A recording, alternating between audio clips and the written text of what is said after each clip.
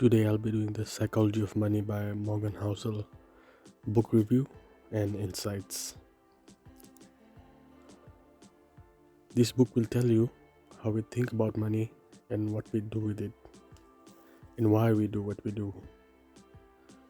It won't tell you formulas or step-by-step processes to get rich, but rather the behavior of humans with money and how you can use it in a positive way to increase your wealth.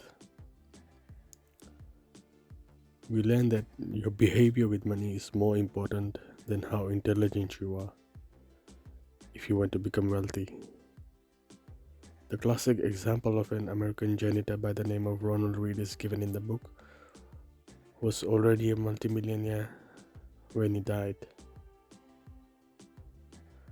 Also, everyone sees money differently according to the upbringing, time, and place where they were born, history, society, and when and what was happening in the world at that time. Money as an experience is an individual one, which is why what one person does with money may seem crazy to someone else, and vice versa. It's just the way it is because of the complexities and different experiences, mindsets, and vast variety of humans' lives. The author says luck and risk also play a part in life, apart from our individual effort in anything we do. It's something we have to keep in mind to have balance, or realize we can't control everything. We should also know when is enough to live a good debt-free life. In the sense, we should be able to have a good night's sleep and not worry if we have invested in the wrong stocks, bought things just to keep up with the Joneses, or give into a consumer mindset whereby we just buy the next shiny object without having an actual need for it. A nice quote by Naval Ravikant: not wanting it or something is as good as having it. The author says because it's hard to keep the goalpost from not moving, we keep increasing what judges or measures our success in our eyes. It's a cause of never having enough. Social comparison is also a factor for us wanting more and more. Next, the power of compounding is also discussed. Examples are how Warren Buffett's 81.5 billion of his 84.5 billion fortune was obtained after his 65th birthday. Like Albert Einstein also said, the most powerful force in the universe is the power of compounding. A nice Ice Age story is given in the book which tells you that you don't need tremendous force to create tremendous results. So if something compounds, a little growth provides fuel for future growth. Staying wealthy is also about constantly not screwing up.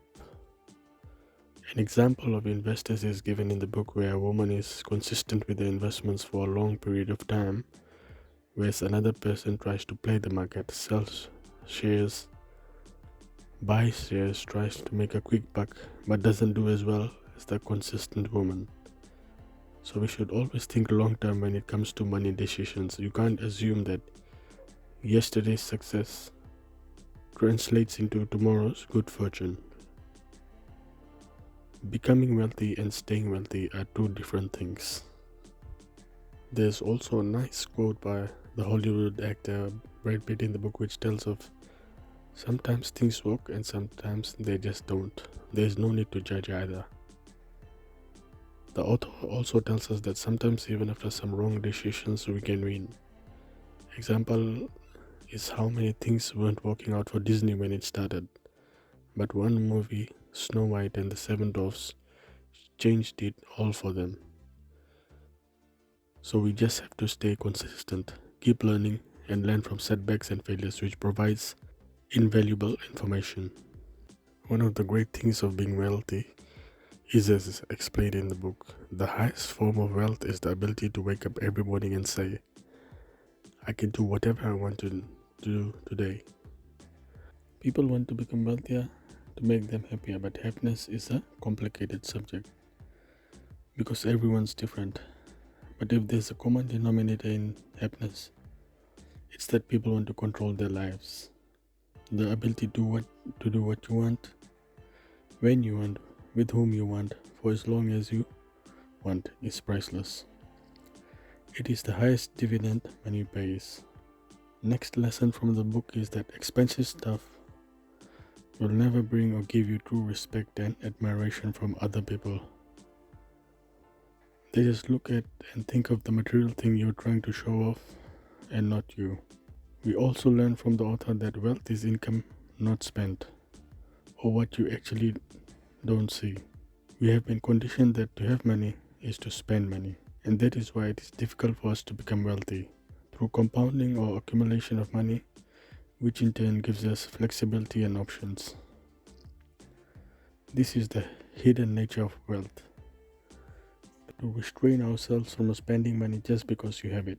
The next point is saving rate is key to building wealth, and one of the key ways to improve your savings rate isn't to increase your income but rather raise your humility. If you define savings as the gap between your ego and your income, you realize why so many people with decent income save so little. Saving money without a spending goal gives you options and flexibility. We also learn that sometimes it's okay to be reasonable with financial decisions rather than being cold and machine-like through only making rational decisions. Because ultimately we are humans who are driven by emotions or have emotional needs. Moving on, the author tells us we should be ready for change or not get totally caught unaware with surprises. History is the study of change, and yet we use it as a map for the future. There's a nice quote in the book by a Stanford professor called Scott Sagan, which goes something like, "Things that have never happened before happen all the time." Moving on, we learn that we should leave room for error. The most important part of every plan is planning on your plan not going according to plan. We also learn as time goes on, we will change our views on life and money. There's an awesome quote by Charlie Munger in the book, which is that the first rule of compounding is to never interrupt it unnecessarily. We should avoid extreme ends of financial planning, assuming, for example, you'll be happy with a very low income or choosing to work endless hours in pursuit of a high one, increasing the odds that one day you'll find yourself at a point of regret. Another point is that everything has a price, but not all prices appear on labels. Next point is that we should be very careful who we take advice from regarding finances, as they could be playing a different game than us. Just like how it was mentioned in the book earlier, how what one person does with their money may look crazy to someone else and vice versa. Also, so much spending, particularly in developed countries, is socially driven, subtly influenced by people you admire, and subtly done because you want people to admire you. Another interesting fact the author states is that optimism sounds like a sales pitch, while pessimism sounds like someone trying to help you. He tells us of why pessimism is most seductive when dealing with money. An explanation in the book goes, when directly compared to each other, losses loom larger than gains. It is like an evolutionary shield. This asymmetry behind the power of positive and negative expectation has an evolutionary history. Organisms that treat threats as more urgent than opportunities have better chances to survive and reproduce.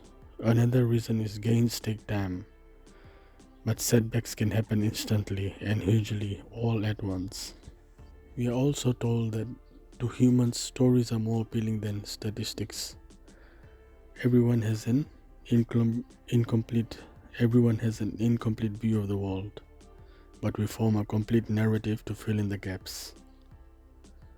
Next, we learn that saving money is the gap between your ego and your income. Wealth is what you don't see. So wealth is suppressing what you could buy today in order to have more stuff and options in the future. No matter how much money you earn, you'll never build wealth if you don't put a lid on how much fun you have with the money that you have right now. The author tells us we should leave room for and prepare for them in the future. A nice quote at the end of the book by Charlie Munger is, I didn't intend to get rich, I just wanted to be independent. Thank you. Please like and subscribe. We'll bring you more summaries and information of value so you can increase your personal finances and wealth for living your dreams.